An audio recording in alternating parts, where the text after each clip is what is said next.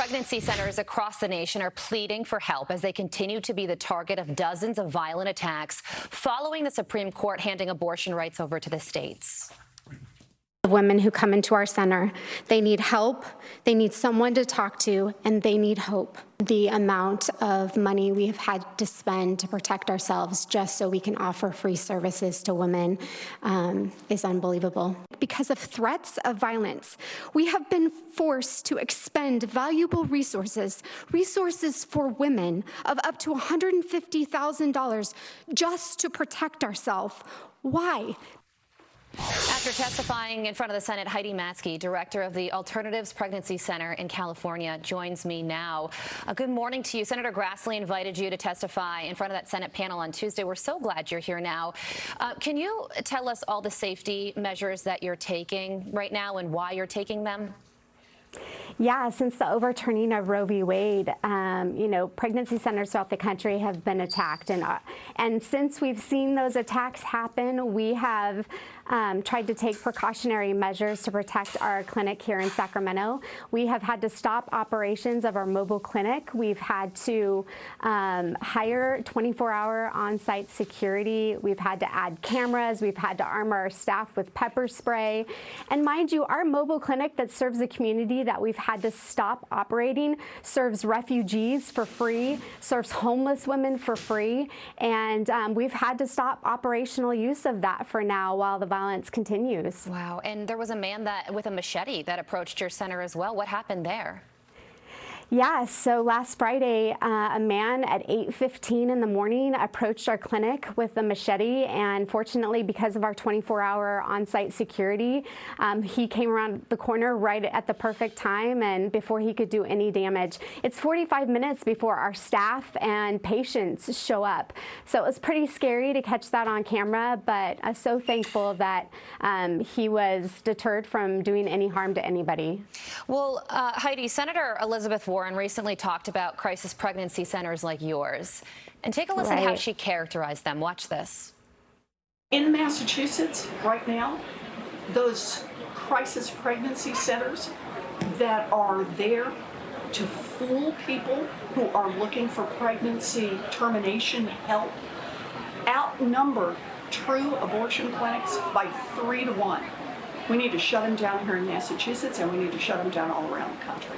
She says that your crisis pregnancy center is fooling people into having babies, and she wants your clinic to be shut down. What's your reaction to that? Her words are actually horrific. Pregnancy centers throughout the entire country give away $266 million of free medical services and resources to communities all over this incredible country. And her words are just incredibly hurtful. Our pregnancy center here in Sacramento is a fully licensed OBGYN medical clinic. We've got doctors, nurses, nurse practitioners, medical assistants. And it's so important for our community to understand that the women that serve at our clinic, most of them have experienced abortion for themselves. And they basically say, had they only had a pregnancy center like ours to turn to when they face their unplanned pregnancy, their life today would look so much different. And we are all about providing hope and help to women facing unplanned pregnancies and resources to women who actually want their babies. It's a blessing. And what I want the world to know is that pregnancy centers also help women who have experienced the pain and loss of abortion. We're there after a woman has experienced abortion. And I have to raise $1.5 million every year to figure out. I've got to go out and fundraise and figure out where that money is going to come from so we can give away free services to women. And so it's just, her words are tragic. And I just don't understand why people who support the pro-choice movement would attack your center, because women who are going there have made the choice and they want to keep their baby. Why wouldn't you respect that? Yeah, it is tragic. And one of my favorite stories is a woman who came to us, unfortunately strung out on drugs. She was homeless, living in her car. She had sought out an abortion, didn't end up having one, but was terrified at 40 weeks of pregnancy that her baby would be taken away from her. And so she came to our pregnancy center. We had the blessing of sitting with her, crying with her. She's actually a dear friend of mine, and we arranged foster care for her. She went to a detox facility. She got into transitional living. Now is 2 years later, 28 months clean and sober, a state worker, completely self-sufficient, and now is helping women who were in her situation. And it's women like that, you know, women who are told you can't do it.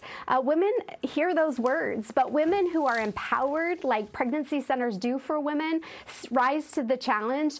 And it's incredible to see what women can accomplish. They can be incredible mothers and executives, and that's what we're all about. That is an incredible story of taking a woman in a desperate situation and empowering her to make the right decisions for her future and her child's future. Yep. We're so sorry for what you're going through, because you're offering free services, like you said, to homeless people and refugees, and now you're having to pay for 24-hour security, which must be very expensive. Hope this interview helps and shines a light on what you're doing in California.